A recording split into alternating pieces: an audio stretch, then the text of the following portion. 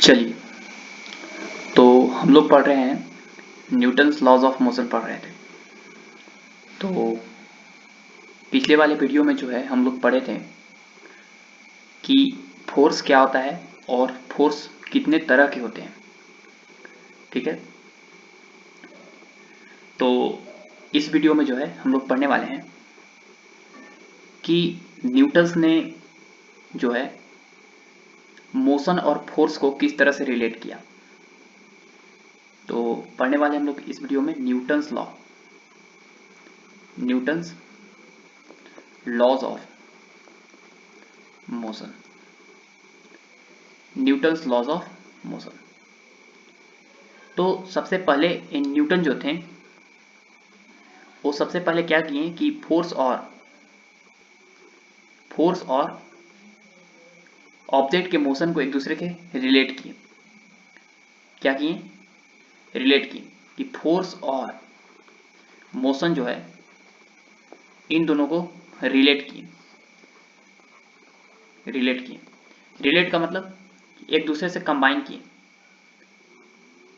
ठीक है, फोर्स और मोशन जो है किस तरह से रिलेटेड है एक दूसरे के साथ। तो उन्होंने फोर्स और मोशन से रिलेटेड 3 लॉज दिए और उन्हें 3 लॉज के द्वारा जो है ये समझाया कि फोर्स और मोशन जो है एक दूसरे से कैसे रिलेटेड है। तो ही वाज, इसलिए लिखना he gave 3 laws related to force and motion. ठीक है ना, 3 laws related to force and motion is called Newton's law of motion. Newton's laws of motion. अब फोर्स और मोशन किस तरह से रिलेटेड है उन्होंने इन 3 लॉज के द्वारा जो है समझाया। तो सबसे पहला नंबर लिखना Newton's first laws of motion. Newton's first laws of motion. Newton's first laws of motion. ठीक है, Newton's first laws of motion को हम लोग लॉज ऑफ इनर्शिया भी कहा जाता है। Laws of inertia, laws of inertia ये है क्या? तो सबसे पहले हम समझाते हैं इनर्शिया के बारे में। इनर्शिया क्या होता है? इनर्शिया क्या होता है आराम से समझना। देखो, इनर्शिया क्या होता है? इनर्शिया जो है वो किसी बॉडी का एक ऐसा टेंडेंसी है, ठीक है ना, बॉडी का एक ऐसा टेंडेंसी है जो ऑब्जेक्ट के मोशन को रेजिस्ट करता है। ऑब्जेक्ट के मोशन को क्या करता है? रेजिस्ट करता है। तो लिखो, it is tendency of object to resistance of their motion.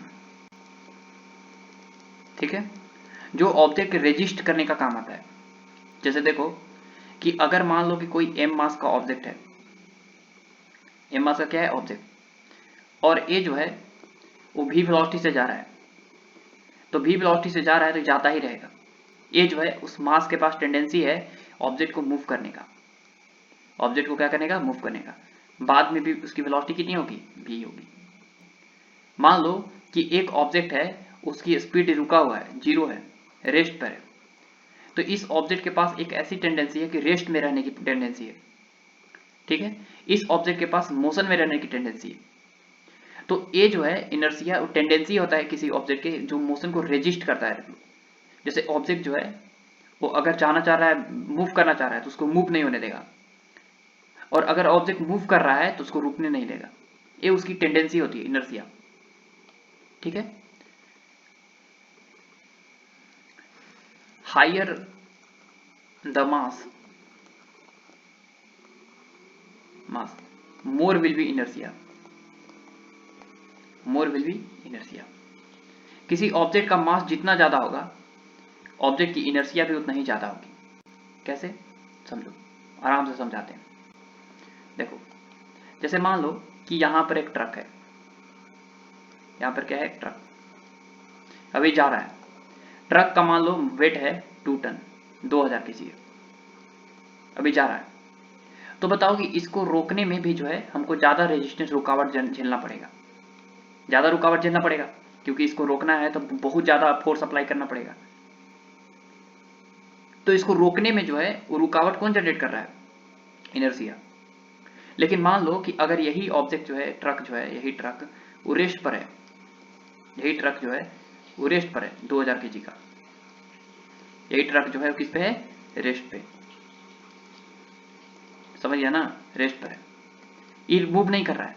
तो बताओ कि ये, इसको जब हम धक्का देंगे तो ये आगे बढ़ने का प्रयास नहीं करेगा। क्यों?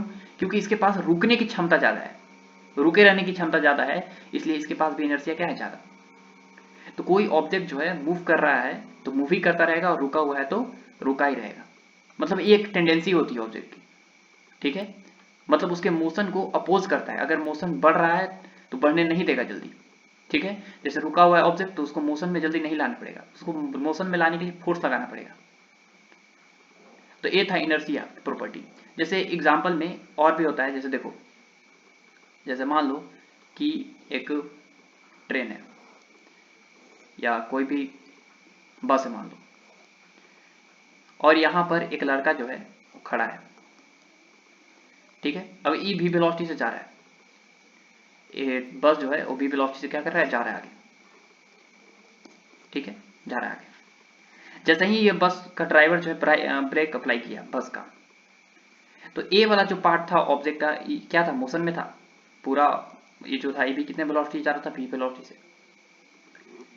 ध्यान सुनो, v वेलोसिटी से जा रहा था। लेकिन जैसे ही ब्रेक अप्लाई किया, फोर्स अप्लाई किया, तो नीचे वाला पार्ट का जो टेंडेंसी है जाने का किसमें है?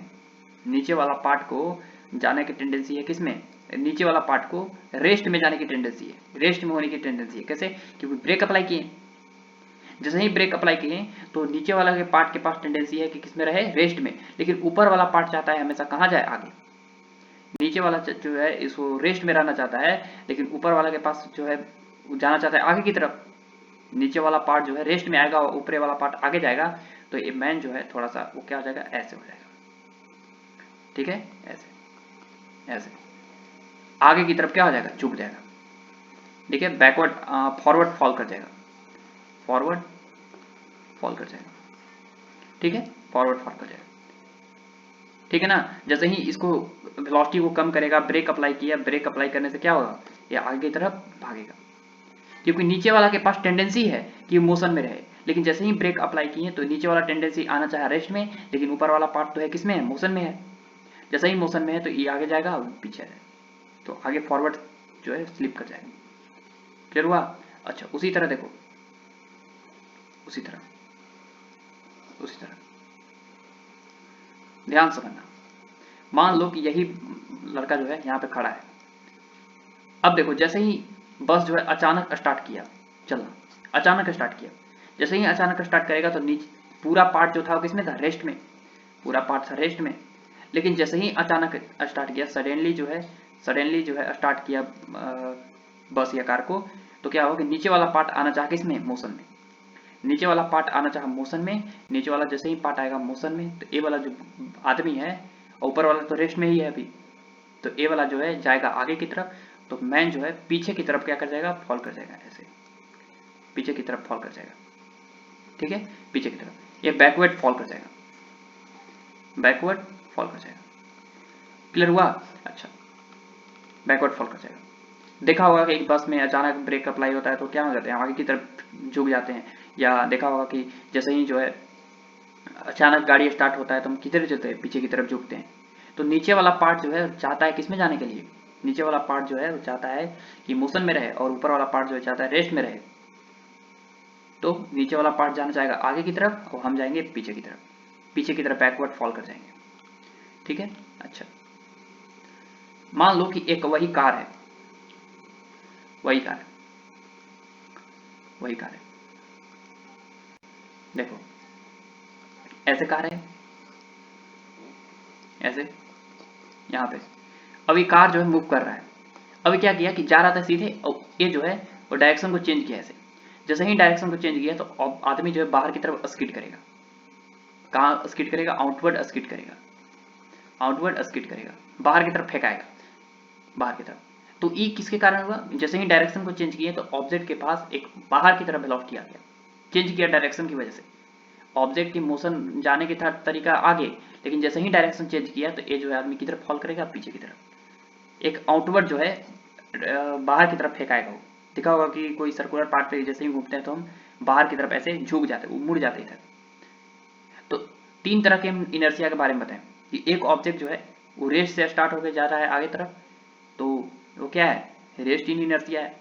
अगला ऑब्जेक्ट है मोशन में था, मोशन में शुरुआत किया तो ये मोशन इन इनर्सिया है। अभी डायरेक्शन के कारण जो है इनर्सिया आ रहा है। तो इनर्सिया तीन तरह का होता है, क्लियर हुआ कि नहीं। अब न्यूटन्स फर्स्ट लॉ क्या है इसके बारे में थोड़ा सा हम स्टडी कर रहे हैं। देखो न्यूटन्स फर्स्ट लॉ क्या है, देखो न्यूटन्स फर्स्ट लॉ क्या है।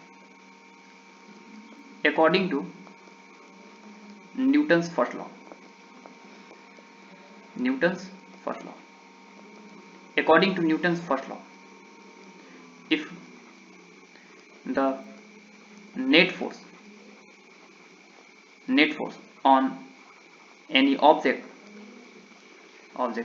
is zero, then object is either at rest or in motion, either at rest or in motion until applied external force,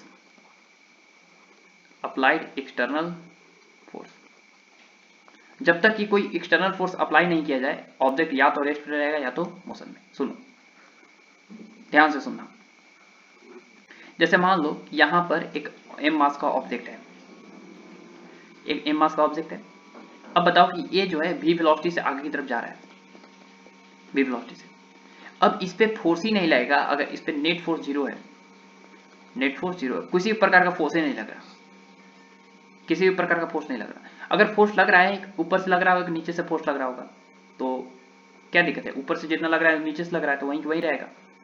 तो अगर नेट फोर्स जो है इस m मास पे जीरो हो तो इस ऑब्जेक्ट को जो है वेलोसिटी चेंज होगा, बिल्कुल नहीं होगा। क्यों, क्योंकि ये ऑब्जेक्ट जो है जाता रहेगा। ऑब्जेक्ट जो है उसका स्पीड कैसे चेंज हो सकता है, जब उसको धक्का देंगे, उस पर फोर्स लगाएंगे, ठीक है। या उसका स्पीड कैसे घट सकता है, जब उसके पीछे की तरफ फोर्स लगेगा। अब यहाँ पे कोई भी फोर्स नहीं है, ना फ्रिक्शन का फोर्स है, ना एयर रेजिस्टिंग फोर्स है, कोई भी किसी भी प्रकार का फोर्स नहीं है, नेट फोर्स जीरो है इस पे। तो ये ऑब्जेक्ट जा रहा है, कोई नहीं रोकने वाला है, जाता रहेगा। ये रुकेगा कब, जब पीछे की तरफ एक फोर्स लगेगा। कोई भी फोर्स हो सकता है, या तो एयर का फोर्स हो, एयर रेजिस्टिव फोर्स हो, या पानी के अंदर है तो पानी वाला विस्कस फोर्स लगा रहा हो। तो कोई भी फोर्स अगर पीछे की तरफ लगेगा तभी जो है इस m मास के पास स्पीड कम होगा, या आगे की तरफ कोई स्पीड जो है फोर्स लगेगा तभी जो है इसका स्पीड क्या होगा, बढ़ेगा। अन्यथा इसका स्पीड ना तो बढ़ेगा ना घटेगा, आराम से सीधा जाते रहेगा कांस्टेंट स्पीड से। वेलोसिटी क्या होगा, कांस्टेंट होगा। क्लियर हुआ, वेलोसिटी क्या होगा, कांस्टेंट होगा।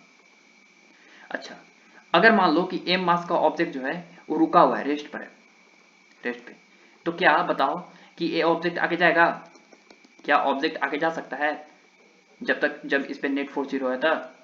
इस ऑब्जेक्ट पे नेट फोर्स जीरो है तो क्या ऑब्जेक्ट जा सकता है, इसका स्पीड बढ़ सकता है, नहीं।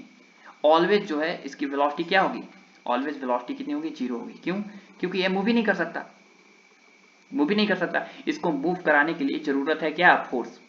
अब फोर्स ही इस पे नहीं है, फोर्स नेट फोर्स कितना है, जीरो है। अगर इस पे अगर हम इधर से फोर्स अप्लाई करेंगे तब ना इसका स्पीड बढ़ेगा, या इधर से खींचेंगे तब ना इसका स्पीड इधर बढ़ेगा। अगर रुका हुआ रहेगा तो इसकी ना वेलोसिटी बढ़ेगी ना घटेगी, जैसे है तैसे नहीं रहेगा, ना इसका डायरेक्शन चेंज होगा। तो वही न्यूटन्स फर्स्ट लॉ में ये बता रहा है कि if the net force on any object will be zero then object is either at rest, या तो ऑब्जेक्ट रेस्ट पे रहेगा या तो ऑब्जेक्ट कांस्टेंट वेलोसिटी के साथ मूव करते रहेगा, ठीक है, जब तक कि कोई एक्सटर्नल फोर्स अप्लाई न करे। क्लियर हुआ ना, जैसे ही एक्सटर्नल फोर्स अप्लाई हो जाएगा तो ये उसका वेलोसिटी जो है वो चेंज हो जाएगा, ठीक है। अच्छा, वेलोसिटी जीरो है हमेशा, तो एक्सेलरेशन क्या होगा? देखो एक्सेलरेशन इक्वल टू था change in velocity upon time dv by dt। अब वेलोसिटी कांस्टेंट है, अब कांस्टेंट का डिफरेंशिएशन कितना होता है? जीरो। तो एक्सेलरेशन जीरो है, आना भी चाहिए, क्योंकि वेलोसिटी चेंज होता है तब ना एक्सेलरेशन आता है। अब बताओ कि ऑलवेज वेलोसिटी जीरो है तो फिर भी एक्सेलरेशन कितना होगा? जीरो होगा। इस केस में भी एक्सेलरेशन जीरो, ऊपर वाले केस में भी acceleration zero.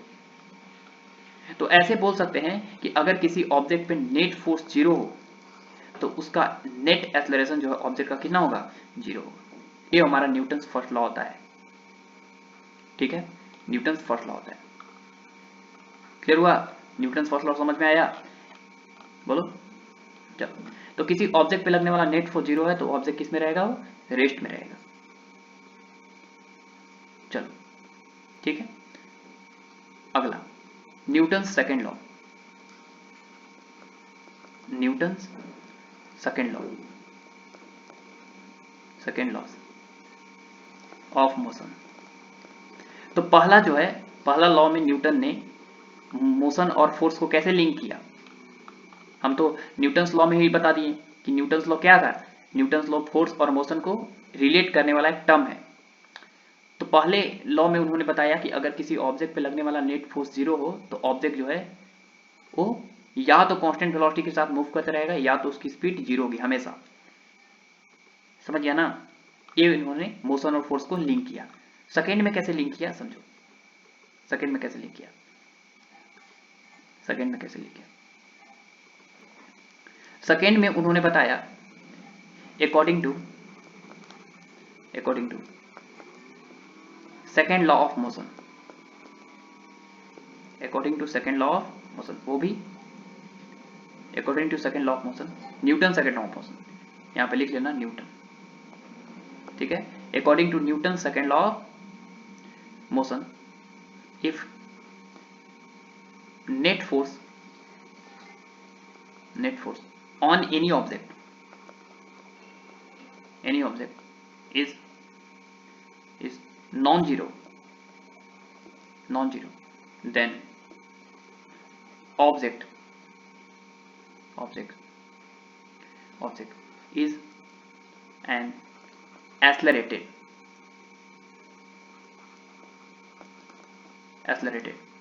Object is an accelerated. Object क्या है? होता है एक्सेलरेटेड होता है। अगर नेट फोर्स जीरो नहीं है तो ऑब्जेक्ट क्या होता है? एक्सेलरेटेड होता है। कैसे? सुनो, जैसे मान लो कि यहां पर इसको एक टर्म और में पूछता है, उसको भी हम लिख देंगे, अभी फिलहाल समझो क्या है। एक m मास का ऑब्जेक्ट है, ठीक है, अब u वेलोसिटी से मूव कर रहा है। अब हम क्या किए कि इस पे पुश किए, ऐसे पुश किए, फोर्स लगा दिए। मान लो नेट फोर्स इधर के डायरेक्शन में है, नेट फोर्स इधर है। अब नेट फोर्स तो जीरो है नहीं, इस पे इधर फोर्स लग रहा है। तो बताओ जैसे ही इस पे फोर्स लगेगा, अब u वेलोसिटी से जा रहा था, मान लो कि एक लड़का है साइकिल से जा रहा है, उसको धक्का दे दिए तो उसका स्पीड क्या होगा? बढ़ जाएगा। तो चलते चलते चलते मान लो इसका स्पीड बढ़ते स्पीड बढ़ रहा और इसका स्पीड हो गया कितना? v। स्पीड कितना हो गया? v। मान लो कि t is equal to zero पे कहानी यहाँ पे था और t इक्वल टू टी पे कहानी यहाँ पर आ गया। तो बताओ कि ऑब्जेक्ट पे फोर्स लगाने से, पुश करने से, पुल या पुश को क्या बोलते थे? फोर्स बोलते थे। तो पुश करने से उसकी स्पीड चेंज हो गई कि नहीं? पहले स्पीड थी u, बाद में स्पीड हो गया v। बताओ चेंज हो गया कि नहीं? स्पीड बिल्कुल चेंज हो गया। स्पीड चेंज हो गया, स्पीड चेंज हो गया, वेलोसिटी भी चेंज हो गया। यहाँ पे स्पीड पहले वेलोसिटी u था, फाइनल वेलोसिटी v हो गया। वेलोसिटी कैसे चेंज हो गया? क्योंकि वेलोसिटी के पास होता है मैग्नीट्यूड, अब एक होता है डायरेक्शन, मैग्नीट्यूड प्लस डायरेक्शन। अब मैग्नीट्यूड चेंज हो गया तो वेलोसिटी भी चेंज हो गया। अब डायरेक्शन भले इसका सेम है, अभी डायरेक्शन भी चेंज होएगा तो वेलोसिटी चेंज हो जाएगा। तो बताओ वेलोसिटी में चेंज को क्या बोलते थे? एक्सेलरेशन। तो इसके पास एक इस डायरेक्शन में, जिस डायरेक्शन में फोर्स आया उस डायरेक्शन में एक एक्सेलरेशन आ गया। क्या आ गया? एक्सेलरेशन। एक्सेलरेशन कितना आ गया? a इक्वल टू आ गया v minus u by T आ गया, final velocity minus initial velocity अपन कितना? t। तो अगर नेट फोर्स जीरो नहीं है, तो इसके पास एक एक्सेलरेशन आ गया। क्या गया? एक एक्सेलरेशन। तो वही पार्टिकल यहाँ पे बोल रहा है, न्यूटन सेकेंड लॉ बोल रहा है कि अगर किसी पार्टिकल पे लगने वाला नेट फोर्स अगर जीरो नहीं है, non zero, then object is an accelerated, उसकी एक्सेलरेशन आ जाएगा उसके पास। एक्सेलरेशन आ जाएगा मतलब उसकी वेलोसिटी चेंज हो जाएगी। ठीक है, दूसरा एग्जाम्पल देखो, एम मास का ऑब्जेक्ट है, यू वेलोसिटी से जा रहा है, अब फोर्स जो है इधर लगा दी, फोर्स इधर, इसको क्या किया, पुल किए इधर पीछे की तरफ। जैसे ही पुल किए पीछे की तरफ तो होगा क्या कि इसकी स्पीड घटेगी क्योंकि फोर्स अपोजिट डायरेक्शन में है। तो फिर से देखो कि यहाँ पे मान लो कि एम मास आ गया और इसकी वेलोसिटी की तरफ कितना हो गया, भी हो गया, रेस्ट पे आ सकता है, कुछ भी हो सकता है। वेलोसिटी चेंज हुआ कि नहीं, भले इसकी स्पीड घटेगी क्योंकि फोर्स इधर की तरफ है, नेट फोर्स इधर की तरफ है तो इसकी वेलोसिटी घटेगी। तो बताओ कि इसकी वेलोसिटी चेंज हुई, पहले u थी, वेलोसिटी भर के क्या हो गई, चेंज हो गई, v हो गई। तो इसके पीछे के डायरेक्शन में एक एक्सेलरेशन आ गया a, पीछे के डायरेक्शन में आ गया एक्सेलरेशन। यहाँ पे एक्सेलरेशन इक्वल टू लिखेंगे v minus U by T. ये भले टर्म निगेटिव आएगा, ये टर्म क्या आएगा, निगेटिव, क्योंकि इसका स्पीड क्या हुआ है, घट गया है, स्पीड घट गया है। v का वैल्यू जो है लेस देन क्या है, u है, और स्पीड घट गया, एक्सेलरेशन निगेटिव आया, एक्सेलरेशन निगेटिव आया, इसका मतलब क्या होता था कि उसका वेलोसिटी घट रहा है टाइम के साथ। इसको बोलते थे रिटार्डेशन बोलते थे, याद करो, रिटार्डेशन। तो बताओ कि फोर्स लगने की वजह से इसकी वेलोसिटी चेंज हुई, वेलोसिटी चेंज होने से क्या है, इसके पास एक्सेलरेशन आया। लेकिन न्यूटन फर्स्ट लॉ में बता रहा था कि अगर नेट फोर्स जीरो है तो एक्सेलरेशन जीरो है, सेकेंड लॉ में है कि नेट फोर्स जीरो नहीं है तो एक्सेलरेशन आएगा। ठीक है, तो न्यूटन ने इस चीज को कैसे बताया समझो। न्यूटन ने ये बताया अकॉर्डिंग टू इसी चीज को समझने का एक और तरीका, Newton second law, second law, second law, second law, the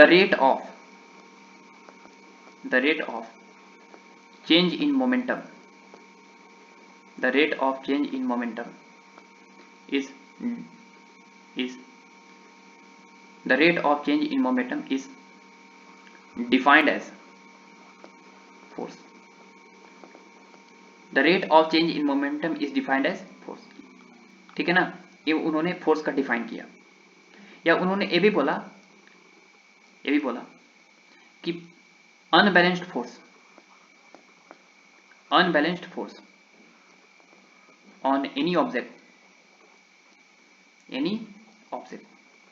is directly proportional to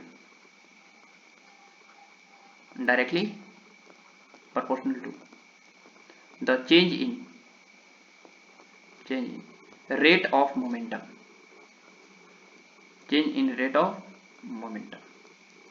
ठीक है, the change in rate of momentum.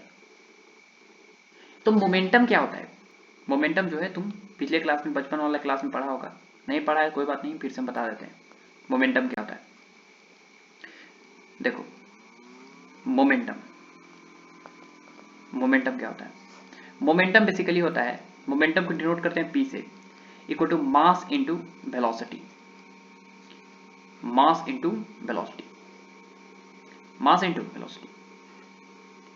ठीक है। मोमेंटम सिंपली यही होता है, मास वेलोसिटी के प्रोडक्ट को क्या बोलते हैं हम लोग, मोमेंटम बोलते हैं। अब इट इज वेक्टर क्वांटिटी, ठीक है। अच्छा, डायरेक्शन किधर होगा वेक्टर है तो डायरेक्शन होगा along the direction of velocity. अब मोमेंटम के बारे में डिटेल में पढ़ेंगे जो है अगला सेंटर ऑफ मास चैप्टर में। अभी फिलहाल ये समझ लो कि मास और वेलोसिटी के प्रोडक्ट को क्या बोलते हैं हम लोग, मोमेंटम बोलते हैं। अच्छा, यूनिट क्या होगा, यूनिट होगा, मास का यूनिट होता है केजी, वेलोसिटी का यूनिट होता है मीटर पर सेकेंड, केजी मीटर पर सेकेंड। अच्छी बात है। डायमेंशन क्या होगा, बिल्कुल बताएंगे डायमेंशन क्या होगा। तो देखो मास का डायमेंशन होता है m, वेलोसिटी का डायमेंशन होता है lt माइनस 1। ये हो गया हमारा मोमेंटम के बारे में बता दी। तो न्यूटन सेकेंड लॉ जो है उन्होंने बोला कि unbalance force on any object is directly proportional to change in rate of momentum, देखो यहाँ पे थोड़ा सा प्रोपोर्शनल टू, यहाँ पे इसको काट दो, proportional to the rate of change in momentum, English गड़बड़ हो गया, proportional to the rate of change in momentum, ठीक है। The rate of change in momentum. Alright, ठीक है, समझ में आया ना। अब क्या है इसके मतलब, इसके बारे में हम तुमको बता रहे हैं, ध्यान से सुनना। जैसे मान लो कि यहाँ पर एक m मास का ऑब्जेक्ट है और इस पे एक अनबैलेंस फोर्स लग गया है। अनबैलेंस फोर्स का मतलब जिसमें नेट फोर्स जीरो नहीं हो, नेट फोर्स इधर लग गया। जैसे ही लग गया तो बताओ कि m मास के पास मान लो कि वेलोसिटी शुरुआत में u था और इस पे फोर्स लगने की वजह से मान लो कि इस पे स्पीड बढ़ते बढ़ते बढ़ते बढ़ते इस m मास के पास स्पीड हो गया v। t equal to zero पे कहानी था और t इक्वल टू टी पे कहानी। तो बताओ कि इनिशियल मोमेंटम कितना है, इनिशियल मोमेंटम तो मास इंटू वेलोसिटी, वेलोसिटी है कितना u। फाइनल मोमेंटम कितना है, फाइनल मोमेंटम है हमारा मास इंटू फाइनल वेलोसिटी, ठीक है, फाइनल वेलोसिटी। बताओ कि चेंज इन मोमेंटम कितना है। तुम लोग बोलोगे सर चेंज इन मोमेंटम कैसे निकालते हैं, change in momentum equal to final momentum minus initial momentum. बताओ change in momentum equal to final momentum, what is my final momentum, m into v vector minus m into U vector. तो बताओ change in momentum is equal to आ गया m into v vector minus u vector. This is change in momentum, change in momentum, ठीक है। तो बताओ कि force लगने की वजह से बताओ मोमेंटम में चेंज आया कि नहीं, बिल्कुल आया, क्योंकि पहले मोमेंटम था mu, अब बाद में मोमेंटम हो गया mv। तो फोर्स जो है वो लगता है तो उसके पास क्या होता है, मोमेंटम में चेंज होता है और मोमेंटम को चेंज होने में लगता है समय। क्या लगता है, समय। देखो t इक्वल टू जीरो पे कहानी था और t इक्वल टू टी पे कहानी हुआ, तो मोमेंटम को समय लगेगा कि नहीं, बिल्कुल समय लगेगा। तो उन्होंने न्यूटन सेकेंड लॉ में बताया कि अनबैलेंस फोर्स जो होता है वो directly proportional to change in momentum होता है अपॉन चेंज इन टाइम। अब बताओ कि जो है डेल्टा टी लार्ज टाइम हो, लास्ट टाइम बहुत लॉन्ग टाइम के लिए हो, तो कौन सा फोर्स डिफाइन करेंगे, एवरेज फोर्स, ठीक है। और अगर हम इंस्टेंटेनियस फोर्स डिफाइन कर रहे हैं तो यहाँ बोलेंगे change in DP upon dt, बोले, ठीक है। यहाँ पे एवरेज फोर्स अगर निकालना है इस प्रोपोर्शनलिटी हटा के कांस्टेंट आता है k delta p upon delta T, delta T, ठीक है ना। और यहाँ पे प्रोपोर्शनलिटी हटा के क्या आएगा, e इनफाइनाइट टाइम के लिए, this is infinite time, small time, infinitely small time के लिए। तो बताओ कि f instantaneous equal to k into D P upon D T. अब एक्सपेरिमेंटली k का वैल्यू जो है 1 आता है, ठीक है ना। एक्सपेरिमेंटली k का वैल्यू कितना होता है, एक्सपेरिमेंटली जो है k का वैल्यू कितना होता है 1, k का वैल्यू कितना आता है 1 आता है। तो बताओ कि फोर्स जो है एक्सपेरिमेंटली फोर्स वो आ गया कितना, dp बाई dt। कौन सा फोर्स, इंस्टेंटेनियस फोर्स। अगर एवरेज फोर्स निकला है तो लिखेंगे k delta p upon delta t। बोलो क्लियर हुआ कि नहीं, बिल्कुल क्लियर हुआ। अब सुनना सुनना, केस 1 लेते हैं। इफ मास इज कांस्टेंट, मास क्या है किसी ऑब्जेक्ट का, कांस्टेंट है, मास क्या है, कांस्टेंट।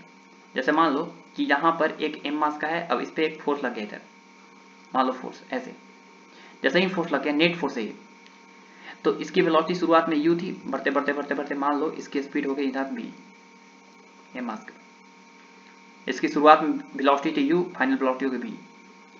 तो बताओ कि फोर्स इक्वल टू क्या है, average force equal to, average force equal to, मान लो t इक्वल टू जीरो पे कहानी है, t इक्वल टू डेल्टा टी पे कहानी हुआ, डेल्टा टी पे, डेल्टा टी पे।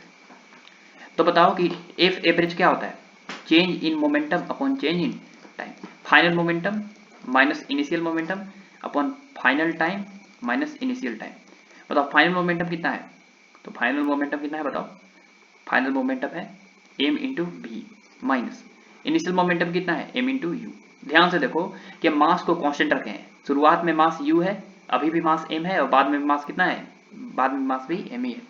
तो मास को हम कांस्टेंट ही रखे हैं, मोशन के दौरान जो है मास में चेंजिंग नहीं हुआ है, ठीक है ना। Upon T final, final time कितना हो गया delta T minus initial time कितना है टी, डेल्टा टी की जगह पे टी लिख लो, टी लिख लो, बढ़िया रहेगा। तो एवरेज फोर्स इक्वल टू आ गया m into V minus U upon T. पढ़ा होगा कि v minus U by T क्या होता है, एक्सेलरेशन। तो फोर्स इक्वल टू हो गया mass into acceleration, force equal to हो गया mass into acceleration, average force equal to mass into acceleration. ध्यान से देखो कि फोर्स लगने की वजह से ऑब्जेक्ट के पास क्या आ गया है, एक्सेलरेशन। तो एक्सेलरेशन इक्वल टू लिख सकते हो average force upon mass. Clear हुआ? एवरेज फोर्स अपॉन कितना, मास लिख सकते हो। बोलो क्लियर हुआ? चलो, लेकिन अगर मान लो कि मास कांस्टेंट नहीं हो, अगर यहां पर हम इंस्टेंटेनियस फोर्स डिफाइन करें तो कैसे आएगा? बिल्कुल आ जाएगा। देखो, मान लो कि m मास का ऑब्जेक्ट है और इस पर एक छोटा सा समय के लिए फोर्स लगा, इंस्टेंटेनियस टाइम, इनफाइनाइट टाइम के लिए, छोटा समय के लिए, t इक्वल टू 0 पे कहानी ये था, इसका स्पीड था u। मान लो बढ़ते बढ़ते बढ़ते बढ़ते बढ़ते बढ़ते बढ़ते इसका स्पीड जो फाइनल जो स्पीड हो, फाइनल स्पीड वो हो गया छोटा सा, t equal to dt time में स्पीड बढ़ गया या घट गया हमको नहीं पता। मान लो फाइनल स्पीड हो गया du। कितना हो गया du? मास वही है, m ही है। तो बताओ कि फोर्स इक्वल टू क्या होता है, instantaneous force equal to dp upon dt, dt upon dt। पहले मान लो मोमेंटम का था, कितना था, p था। इनिशियल मोमेंटम यहाँ पे कितना लिख सकते हो, इनिशियल मोमेंटम लिख सकते हो m into you. Final momentum कितना लिख सकते हो, फाइनल मोमेंटम लिख सकते हो m इंटू डी यू। ठीक है, ऐसे। तो dp अपॉन dt, इसको छोटा सा मोमेंटम आया dp भी लिख सकते हो, फाइनल मोमेंटम को। ठीक है, तो मोमेंटम में चेंजिंग हुआ, शुरुआत में मोमेंटम p था, final momentum p plus D हो गया, थोड़ा सा बढ़ गया। यहाँ पे मोमेंटम, शुरुआत में मोमेंटम मान लो कितना था, p था, थोड़ा सा समय t equal to dt time में मोमेंटम हो गया p प्लस dp। तो चेंज इन मोमेंटम कितना आया, p plus dp minus initial momentum upon कितना लगा, टाइम, dt माइनस 0, p से p कैंसिल आया, dp बाई dt आया। तो इंस्टेंटेनियस मोमेंटम आया, सॉरी इंस्टेंटेनियस फोर्स आया। ठीक है, ये बहुत क्षण भर के लिए है, बहुत टाइम बहुत कम हो तब। क्लियर हुआ ना? टाइम बहुत कम हो तब जो है ये फोर्स का फॉर्मूला लगाना है। समझ में आया? अच्छा, तो हम यहाँ पे मोमेंटम का फॉर्मूला देख लिए कि मोमेंटम का फॉर्मूला क्या होता है, मास इनटू वेलोसिटी। ठीक है, याद रखना ये। समझ में आया? तो न्यूटन सेकेंड लॉ जो है कैसे लिंक किया ऑब्जेक्ट के वेलोसिटी और ऑब्जेक्ट के मोशन और फोर्स को। तो उन्होंने बताया कि अगर किसी ऑब्जेक्ट पे फोर्स लगेगा तो ऑब्जेक्ट का मोशन चेंज हो जाएगा, उसका स्पीड बढ़ जाएगा या घट जाएगा, माने स्पीड में चेंजिंग आएगा, और स्पीड में चेंजिंग आने से उसके पास एक एक्सेलरेशन आ जाएगा। क्लियर हुआ कि नहीं? बोलो। चलो ठीक है, अगला देखो। अगला, जैसे मान लो कि m मास का ऑब्जेक्ट है और शुरुआत में इसकी स्पीड u है, शुरुआत में इसकी स्पीड क्या है, u। ठीक है, शुरुआत में इसकी स्पीड u है, और मान लो कि इस पे फोर्स लगा और कुछ समय बाद जो है वो m मास वो ऐसे जाने लगा नीचे की तरफ v वेलोसिटी से। शुरुआत में वेलोसिटी u था i कैप में, अब बाद में वेलोसिटी हो गया v। t इक्वल टू 0 पे कहानी था, t इक्वल टू t पे कहानी, कोई टाइम बीत गया t। सवाल है हमसे, ये पहले बताओ कि इसका वेलोसिटी चेंज हुआ, वेलोसिटी कैसे चेंज हुआ? तो हम बोले थे कि वेलोसिटी के पास होता है एक मैग्नीट्यूड और एक होता है डायरेक्शन। बताओ इसकी डायरेक्शन चेंज हो गया, देखो पहले स्पीड u था, अब डायरेक्शन चेंज हो गया। तो डायरेक्शन चेंज हो गया तो इस पे जरूर फोर्स लगा होगा, तभी ना वेलोसिटी चेंज हुआ। वेलोसिटी चेंज होने से क्या हो गया, एक्सेलरेशन चेंज हो गया, एक्सेलरेशन आ गया इसके पास। बताओ कि एक्सेलरेशन है कितना? तो a वेक्टर बराबर कितना है, u इनिशियल, एक्सेलरेशन क्या होता है, final velocity minus initial velocity upon time. तो बताओ कि फाइनल वेलोसिटी कितना है, फाइनल वेलोसिटी कितना है, फाइनल वेलोसिटी है कितना, बिल्कुल बता देंगे। फाइनल वेलोसिटी है मेरे पास कितना, फाइनल वेलोसिटी है v, कौन सा कैप, नीचे की तरफ, माइनस जे कैप, माइनस इनिशियल वेलोसिटी कितना है u, कौन सा कैप, i कैप, अपॉन कितना t, कितना लगा समय, फाइनल टाइम कितना है t माइनस 0। तो एक्सेलरेशन फैक्टर आ गया v minus J cap minus u i cap upon कितना t। बोलो, अब मास चेंज नहीं हुआ है तो अगर इस पे फोर्स कोई पूछ देवे तो फोर्स इक्वल टू हो जाएगा मास इंटू एक्सेलरेशन। तो फोर्स इज इक्वल टू हो जाएगा मास इंटू एक्सेलरेशन कितना है, v minus J cap minus u i cap upon कितना t। क्लियर हुआ? ये फोर्स हो गया हमारा। क्लियर हुआ? ये हो गया हमारे पास क्या, फोर्स। तो हम बता दिए तुमको कि फोर्स लगने से किसी ऑब्जेक्ट की वेलोसिटी चेंज हो जाती है, वेलोसिटी चेंज होने से उसका एक्सेलरेशन चेंज हो जाता है। क्लियर हुआ? अच्छी बात है, अच्छी बात है। जैसे एक एग्जांपल समझाते हैं, देखो, या एग्जांपल बाद में बताएंगे, केस 2 ले लेते हैं। If mass of object is changed, mass of object is changed. अब तुम बोलोगे सर मास कैसे चेंज हो सकता है, ठीक है ना, मास कैसे चेंज हो सकता है? तो देखो, मास जो है कैसे चेंज हो सकता है, तो ये जो है तुम पढ़ोगे स्पेशल थ्योरी ऑफ रिलेटिविटी में, स्पेशल थ्योरी ऑफ रिलेटिविटी में। स्पेशल थ्योरी ऑफ रिलेटिविटी कहता है कि जब कोई ऑब्जेक्ट जो है उसके पास स्पीड जो u है, u comparable to speed of light, speed of light कितना होता है, c equal to 3 into 10 to the power 8 meter पर सेकेंड। बहुत ज्यादा स्पीड से चलना लगे ऑब्जेक्ट, स्पीड जो है बहुत हो जाए, बहुत ज्यादा, माने लाइट के स्पीड के कंपेयर में हो जाए किसी ऑब्जेक्ट का स्पीड, ठीक है। शुरुआत में मान लो m नोट था मास, जब रेस्ट पे था ऑब्जेक्ट तो उसका रेस्ट मास कितना है, m नोट। लेकिन उसके पास एक स्पीड आ गया, एक ऐसा स्पीड आ गया जिसका स्पीड जो है वो लाइट के स्पीड के कंपेयरिंग में है, माने इतना कंपेयरिंग में बहुत ज्यादा है। या इसको ऐसे लिख सकते हो 3 गुने 10 का पावर 5 किलोमीटर पर सेकेंड, एक सेकेंड में इतना किलोमीटर चल रहा है, बहुत ज्यादा है, बहुत ज्यादा, समझ रहा है ना, 3 लाख किलोमीटर एक सेकेंड में। तो किसी भी ऑब्जेक्ट का अगर स्पीड जो है वो स्पीड ऑफ लाइट के कंपेयरिंग में हो जाए तो उसका मास जो होता है स्लाइटली चेंज हो जाता है। मास क्या हो जाता है, चेंज, ठीक है ना, मास क्या हो जाता है, चेंज हो जाता है। और अगर तुमसे कोई पूछ ही दे कि मास कितना चेंज हो जाता है, तो मान लो कुछ समय के बाद मास हो गया m, तो m इज इक्वल टू हो जाता है m naught by under root 1 minus कितना से चल रहा था, upon c square. This is the new mass of object, new mass, ठीक है। अभी m नोट था हमारा रेस्ट मास, शुरुआत में मास, ठीक है।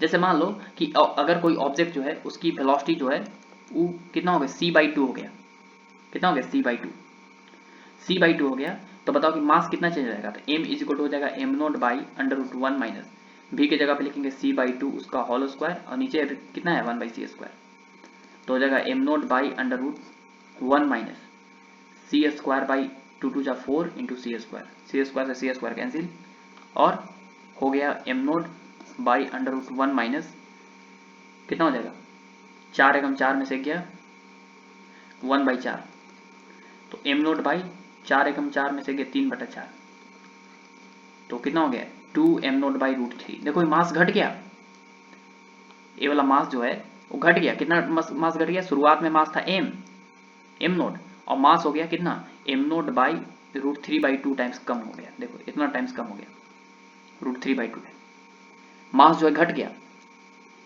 मास घट गया ना। ये शुरुआत में मास था, शुरुआत में इनिशियली मास, और जब उसका मास जो है वो c/2 से चलने लगा तो उसका मास घट गया, और मास घट के कितना हो गया, रूट 3/2 टाइम्स कम हो गया। इतना मास कम हो गया, न्यू मास आया।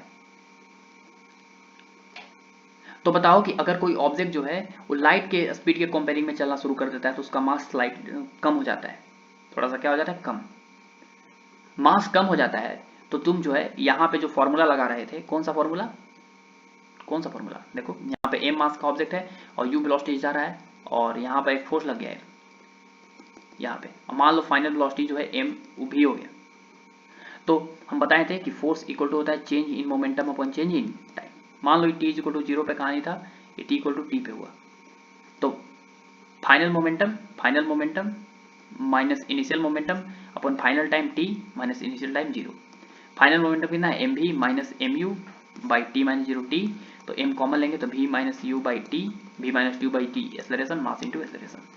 तो ये क्या हो जाएगा, गलत, क्यों गलत हो जाएगा, क्योंकि यहाँ पे अगर u जो है कंपेयर टू क्या है, कंपेयर टू c है, लाइट के स्पीड के कंपेयरिंग में है, और अगर भी u का वैल्यू अगर लाइट के कंपेयरिंग में है स्पीड के कंपेयरिंग में, तो यहाँ पे मास थोड़ी ना रहा है, उसका मास चेंज हो गया, मास चेंज हो गया। और मास अगर चेंज हो गया तो यहाँ सारा फॉर्मूला जो है हम कैसे डिराइव किए हैं, मास को कांस्टेंट मान के, और मास को कांस्टेंट मान के हम डिराइव किए हैं, तो force equal to mass into acceleration क्या हो जाएगा, यहाँ पे नॉट वैलिड होगा, नॉट वैलिड।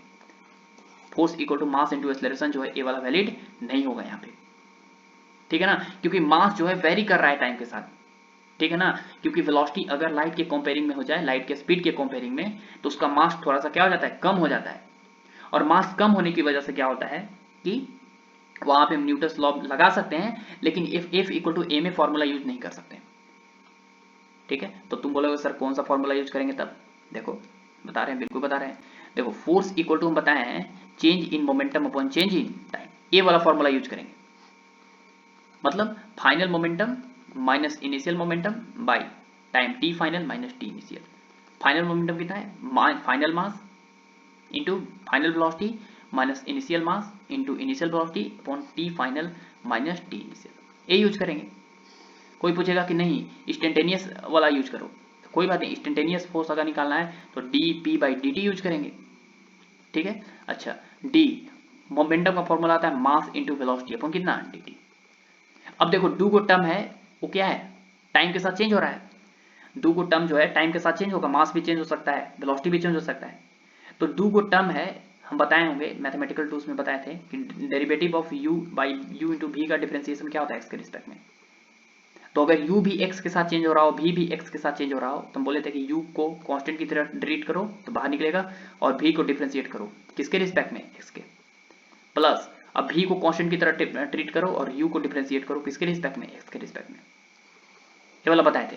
तो उसी तरह यहाँ भी काम करो, मास को कांस्टेंट की तरह ट्रीट करो और वेलोसिटी को डिफरेंशिएट करो dv by dt, plus velocity को ऐसे ही रहने दो और मास को डिफरेंशिएट करो dm by dt। This is the formula of force. ये तुमको फॉर्मूला जो है याद करना है, ये वाला, ये दोनों।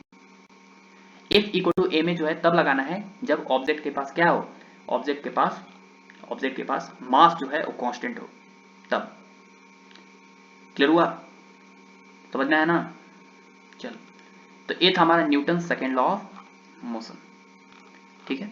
चलो अब Newton second law of mass पे थोड़ा सा लॉ पे क्वेश्चन कर लेते हैं। देखो क्वेश्चन है कि an object of mass 10 kg is moving with initial velocity 10 meter per second, 10 second after the velocity of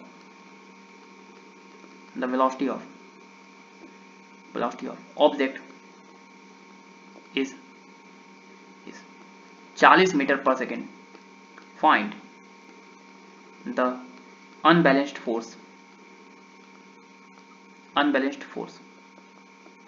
on object, ठीक है। उस ऑब्जेक्ट पे जो है अनबैलेंस फोर्स कितना है वो हमको फाइंड करो, बता देंगे। देखो यहां पर m इक्वल टू 10 kg का ऑब्जेक्ट है, ठीक है, और शुरुआत में इसके स्पीड कितना है, शुरुआत में इसका स्पीड है 10 मीटर पर second, u equal to 10 metre पर सेकेंड। अब हुआ क्या कि 10 सेकेंड आफ्टर, मैंने t इक्वल टू 0 पे कहानी ये था, और 10 सेकेंड आफ्टर जो है इसका स्पीड क्या हो गया, वेलोसिटी ऑफ ऑब्जेक्ट 40 मीटर पर सेकेंड, 40 मीटर पर सेकेंड हो गया स्पीड, वेलोसिटी कितना हो गया, 40 मीटर पर सेकेंड। अच्छा बताओ कि फाइनल वेलोसिटी 40 मीटर पर सेकेंड हो गया, तो जरूर इस डायरेक्शन में एक तरह का क्या लगा होगा, फोर्स लगा होगा। ये फोर्स लगा तभी ना इसकी वेलोसिटी बढ़ गया, अगर फोर्स नहीं लगता तो ये ऑब्जेक्ट सीधा जाते रहता, तो न्यूटन फर्स्ट लॉ था। लेकिन इस पे वेलोसिटी जो है बढ़ा, तो बढ़ने के लिए इस पे क्या चाहिए, फोर्स चाहिए, तो इस डायरेक्शन में क्या किया होगा, पुश किया गया होगा कोई ना कोई फोर्स से, तभी ना वेलोसिटी 10 से 40 हो गया। और 10 से 40 होने में समय कितना लगा, 10 second, t equal to 10 second में कहानी हुआ। बोलो बताओ कि फोर्स कितना होगा, तो फोर्स इक्वल टू क्या होता है, mass into acceleration, mass 10 kg into acceleration क्या होता है, final velocity minus initial velocity upon time. Force equal to 10 गुने फाइनल वेलोसिटी कितना है, फाइनल वेलोसिटी है 40 माइनस इनिशियल वेलोसिटी कितना है, इनिशियल वेलोसिटी है 10 अपॉन टाइम कितना लगा, टाइम भी लगा 10। बताओ कि ऊपर मीटर पर सेकेंड और नीचे सेकेंड। एक काम करते हैं, थोड़ा यूनिट में ही लिखते हैं, यूनिट में लिखते हैं, काम आएगा। जो पीछे जो है फॉर्मूला वर्मूला डिराइव इसका यूनिट लिख रहे थे पीछे, तो हम डायरेक्ट लिख लिए थे, हम बोले थे कि आगे बता देंगे, यहाँ पे सीख लो। यहाँ पे 10 kg into final velocity 40 metre पर second minus initial velocity 10 metre पर सेकेंड अपॉन टाइम, टाइम लगा 10 सेकेंड। बताओ कि फोर्स इज इक्वल टू हो गया 10 kg इंटू 40 में से 10 गया तो 30 मीटर पर सेकेंड अपॉन कितना 10 सेकेंड। 10 से 3 बार में कैंसिल और 10 दिया है कि 30 kg मीटर पर सेकेंड, और नीचे भी एक और सेकेंड है, सेकेंड का क्या हो जाएगा स्क्वायर। याद करो वहीं पर भी ये जो है केजी मीटर पर सेकेंड स्क्वायर ही बताए थे, और याद करो ये भी बताए थे कि केजी मीटर पर सेकेंड स्क्वायर को क्या बोलते हैं, न्यूटन बोलते हैं। तो इस पे जो है एम मास के ऑब्जेक्ट पे वो कितना लगा होगा, 30 न्यूटन का फोर्स लगा होगा, तब जो है इसका स्पीड जो है चेंज होके 10 मीटर पर सेकेंड से कितना हो गया, 40 मीटर पर सेकेंड हो गया। क्लियर हुआ कि नहीं, बोलो, समझ में आया। चलो एक और सवाल, आसान आसान सा सवाल करते हैं, कोई टफ सवाल नहीं है। देखो एक और सवाल, सवाल है कि ऐसे है, देखो if a man goes a man जो है यहाँ पे ऐसे लिख ले, मैन लिख लिए, a man of mass 40 kg is running with velocity 15 metre पर second in the east direction,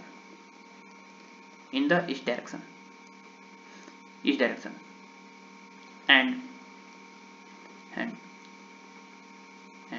t equal to 10 second after the speed of the velocity of man is 20 metre पर second in the north direction,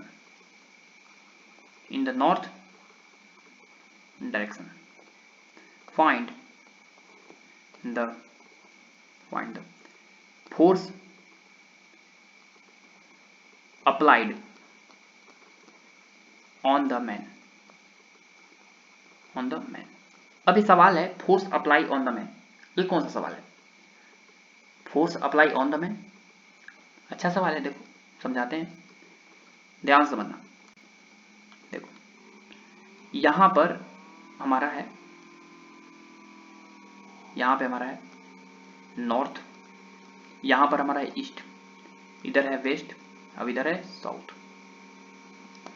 अब एक man है, वो शुरुआत में कितना speed से भाग रहा है, शुरुआत में कितना स्पीड से भाग रहा है, 15 मीटर पर सेकेंड से, 15 मीटर पर सेकेंड से शुरुआत में, इस डायरेक्शन में। अब इसका मास दिया है मैन का कितना केजी, कितना दिया है, मास दिया है 40 केजी।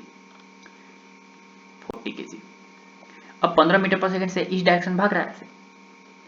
अब हुआ क्या कि 10 सेकेंड बाद इसका स्पीड हो गया कितना, 10 सेकेंड बाद इसका स्पीड हो गया 20 मीटर पर सेकेंड, और भी किस डायरेक्शन में, नॉर्थ डायरेक्शन में।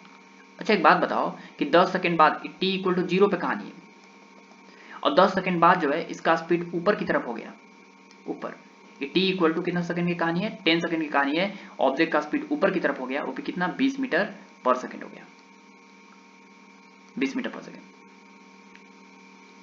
सेकेंड हो गया। इनिशियल वेलोसिटी था 15 मीटर पर सेकेंड, फाइनल वेलोसिटी हो गया 20 मीटर पर सेकेंड, वो भी किस है, नॉर्थ में। सवाल है कि फोर्स जो है मैन पे कितना लगा।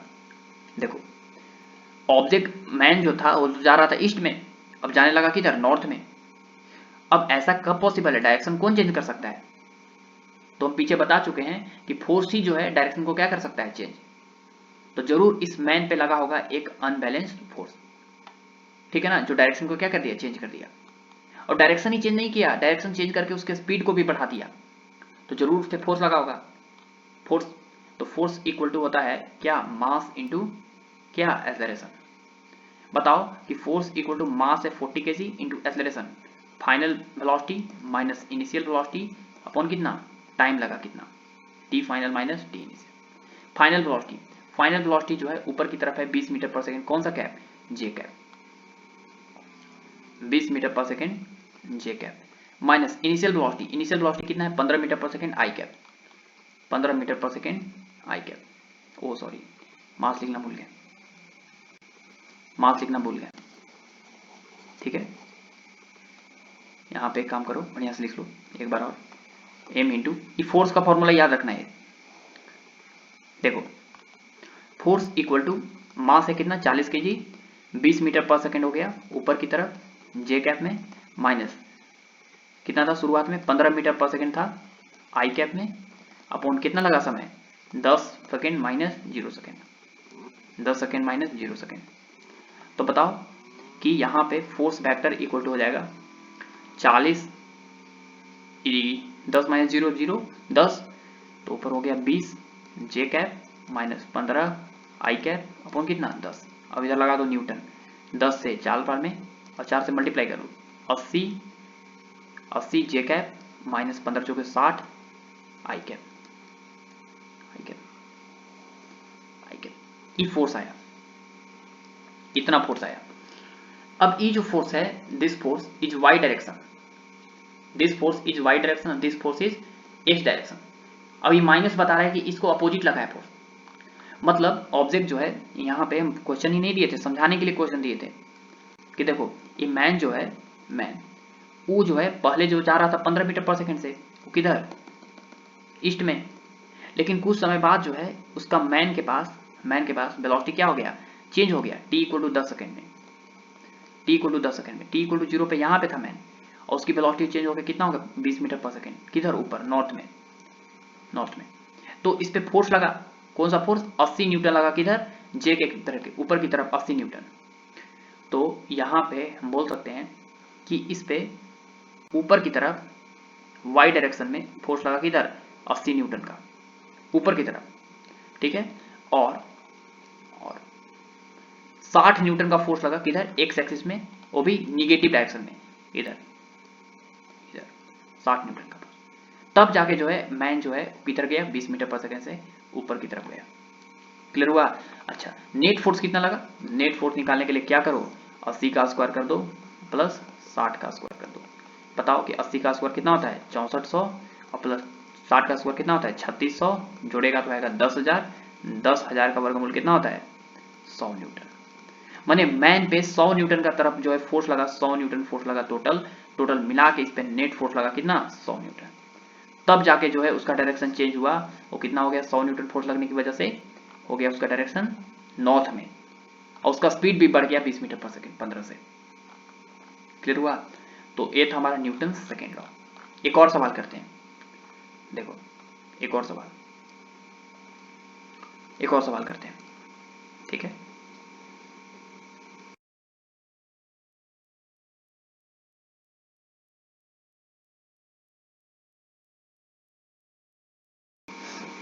सवाल है हमारा कि an object of mass 2 kg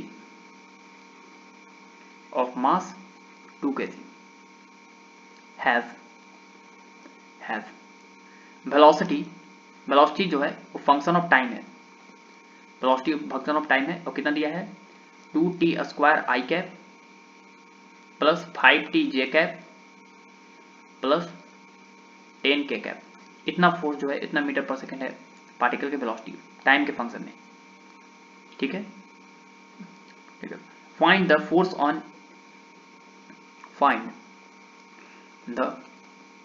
on object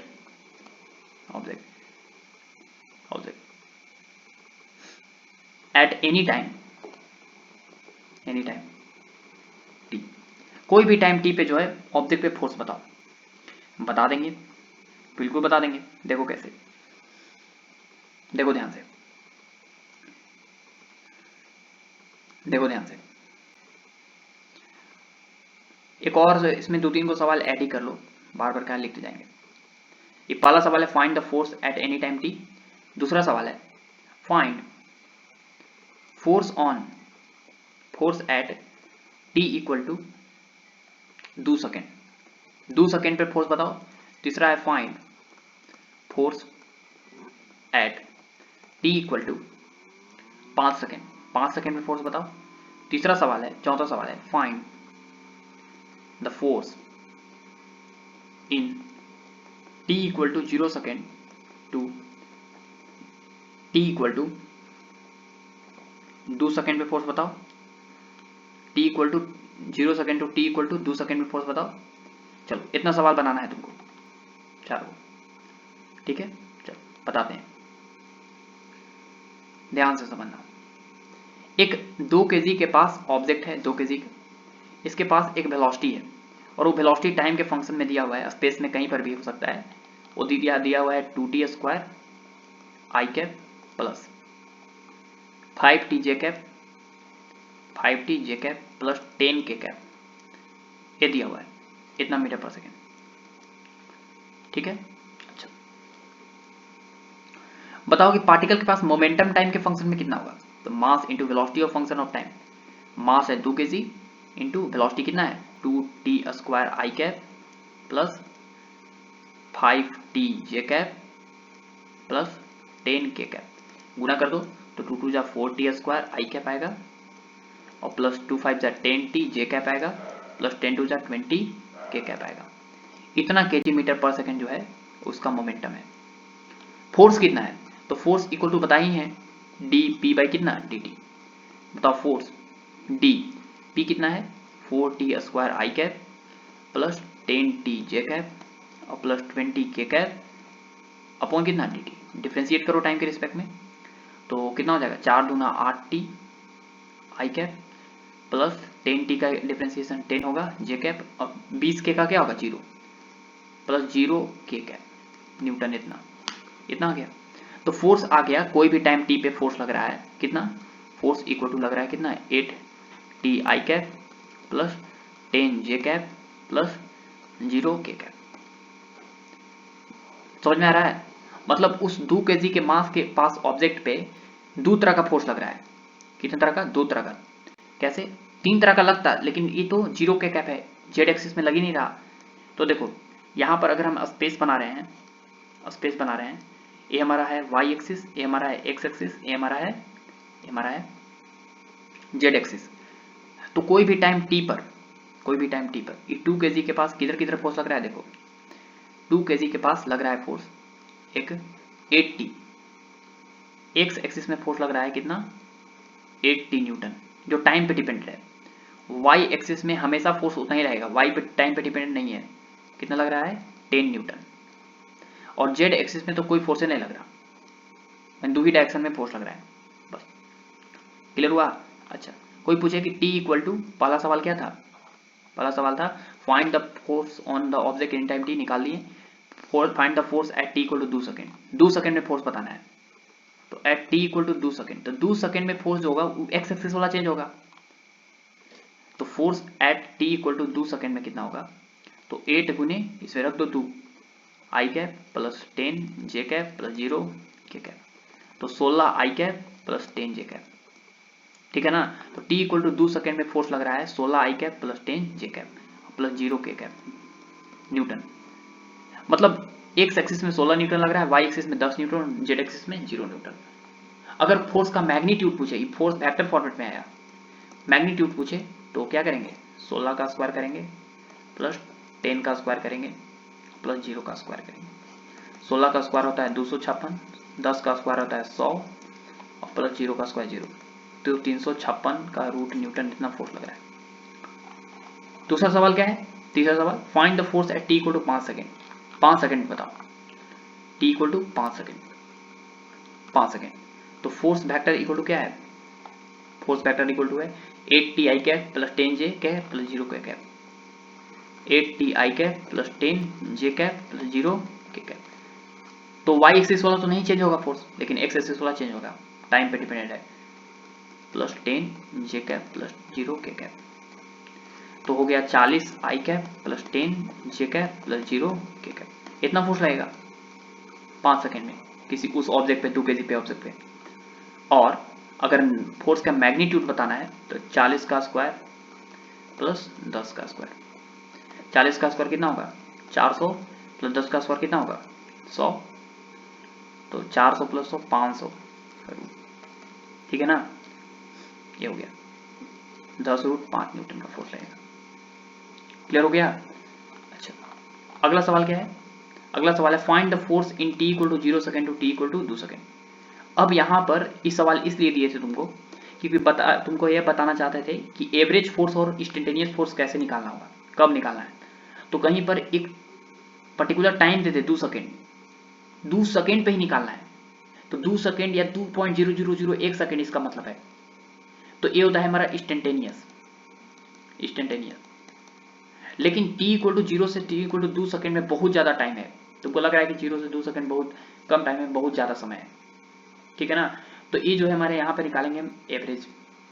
कैसे है समझो, देखो t इक्वल टू 2 सेकेंड का मतलब होता है at t equal to 2 second का मतलब 2 से 2.0001 सेकेंड या 2 पॉइंट थोड़ा सा आगे या थोड़ा सा पीछे माइनस 1.999999 इतना 2 से पीछे लगभग 2 ही मान सकते हो। लेकिन in t equal to 0 second to t equal to 2 second का मतलब क्या होता है ये समझो। 0 सेकेंड से 2 सेकेंड के मतलब समझ रहा है, 0 से 2 के बीच में कितना सेकेंड है, तो बहुत ज़्यादा समय है। 0 फिर 1 फिर 2 फिर 0 और 1 के बीच में बहुत छोटे छोटे समय है, फिर 1 और 2 के बीच में छोटे छोटे समय है। तो बहुत ज़्यादा इन्फानाइट समय है। ठीक है ना, बहुत लॉन्ग टाइम के लिए है। तो यहाँ पर बता सकते हैं कि एवरेज फोर्स निकालेंगे change in momentum upon change in time. Final momentum minus initial momentum by final time minus initial time. बताओ बताओ ध्यान से सुनना। फाइनल मोमेंटम बताओ फाइनल मोमेंटम कितना है। मोमेंटम कितना निकाले थे, मोमेंटम कितना बताए थे। तो मोमेंटम बताए थे, यहाँ पे लिख देते हैं।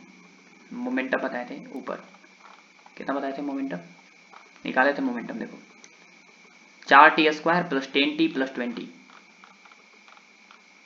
4t square I cap plus 10t J cap plus 20 K cap. ठीक है, तो ई था चेंज इन मोमेंटम, ये था मोमेंटम। सॉरी यहाँ पे लिख दिए, देखो यहाँ पे लिखना था, 4t square I cap plus 10t J cap plus 20 K cap, यहाँ पे लिखना था। ये मोमेंटम है यहाँ पे, इसको यहाँ पे मिटा दो,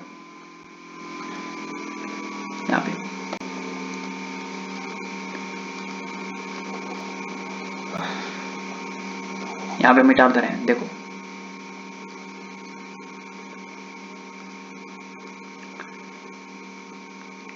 देखो अब फाइनल मोमेंटम कितना समय पे निकालना है, 2 सेकेंड पे। तो 4 इंटू 2 का square I cap plus 10 into 2 J cap और प्लस 20 इंटू के कैप। ये तो फाइनल मोमेंटम होगा माइनस इनिशियल मोमेंटम। 4 इंटू कितना का स्क्वायर, 0 का स्क्वायर, 0 सेकेंड में निकालना है, प्लस 10 इंटू 0 के जे कैप प्लस के 20 K cap upon time. Final time कितना बोला है 2 second minus initial time 0 second.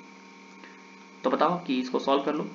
तो 2 दूना 4, 16 आई कैप प्लस 10 टू जा 20, 20 जे कैप और प्लस 20 के कैप।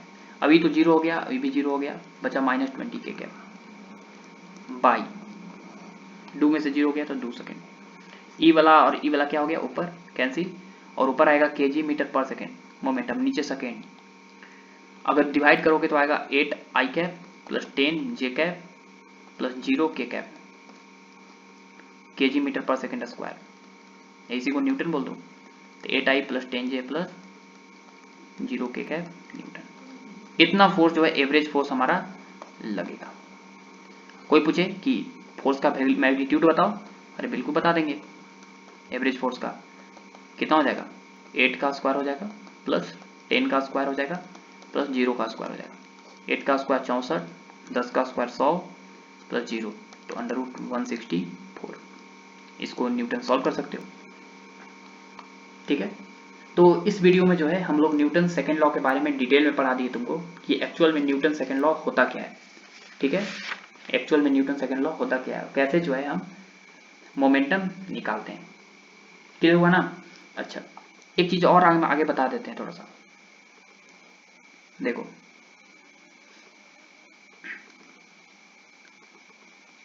ध्यान सुनना।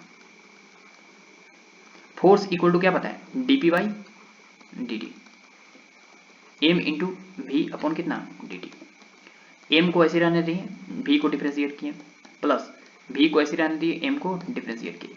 ये हमारा क्या था, फोर्स का फॉर्मूला था। ये हमारा क्या था, फोर्स का फॉर्मूला। अब देखो ध्यान से कि if M is constant, M is constant, mass constant है तो क्या होगा, मास कांस्टेंट है तो होगा क्या, समझो। मास कांस्टेंट है तो एफ इक्वल टू क्या है, M into D V by D T plus V into D M by D T. अब बताओ कि ई कांस्टेंट है, कांस्टेंट का डेरिवेटिव कितना होता है, जीरो, तो पूरा डेरिवेटिव जीरो हो गया। मास टाइम के साथ चेंज ही नहीं हो रहा तो जीरो हो गया डेरिवेटिव, तो सिर्फ और सिर्फ बच गया mass into D V by D T क्या होता है, एक्सेलरेशन। या ऐसे भी लिख सकते हो M into D V by D T. ठीक है, ऐसे। लेकिन मास कांस्टेंट नहीं हो तो क्या होगा, तो बता ही दिए मास कांस्टेंट नहीं हो तो वो फॉर्मूला ऊपर वाला वैलिड होगा। ठीक है, समझ में आया। अच्छा, दूसरा नोट पॉइंट, दूसरा नोट पॉइंट कि एक्सेलरेशन का फॉर्मूला क्या होता है। इफ एम अगर कांस्टेंट था, एम इज कांस्टेंट, तो फोर्स इक्वल टू आया मास इंटू एक्सेलरेशन। तो जिस डायरेक्शन में फोर्स होगा उस डायरेक्शन में क्या होगा, एक्सेलरेशन होगा। तो फोर्स अगर एक्स एक्सिस में लग रहा है तो मास भी, एक्सेलरेशन भी किस एक्सिस में होगा, एक्स एक्सिस में होगा। अगर फोर्स जो है वाई एक्सिस में लग रहा है तो एक्सेलरेशन भी क्या आएगा, वाई एक्सिस में आएगा। ठीक है, फोर्स अगर जेड एक्सिस में लग रहा है तो मास भी आएगा जेड एक्सिस में। ठीक है, अगर फोर्स जो है वो इंक्लाइन प्लेन के अलोंग लग रहा है तो मास भी, मास तो वही रहेगा, एक्सेलरेशन आएगा इंक्लाइन प्लेन के अलोंग। क्लियर हुआ, बोलो। तो याद रखना कि force vector is equal to होता है मास इंटू एक्सेलरेशन वेक्टर। जिस डायरेक्शन में एक्सेलरेशन होगा उस डायरेक्शन में क्या होगा, हमारा फोर्स होगा। ठीक है, तो अगले वीडियो में जो है हम लोग न्यूटन थर्ड लॉ के बारे में पढ़ेंगे। ठीक है, ऑल द बेस्ट।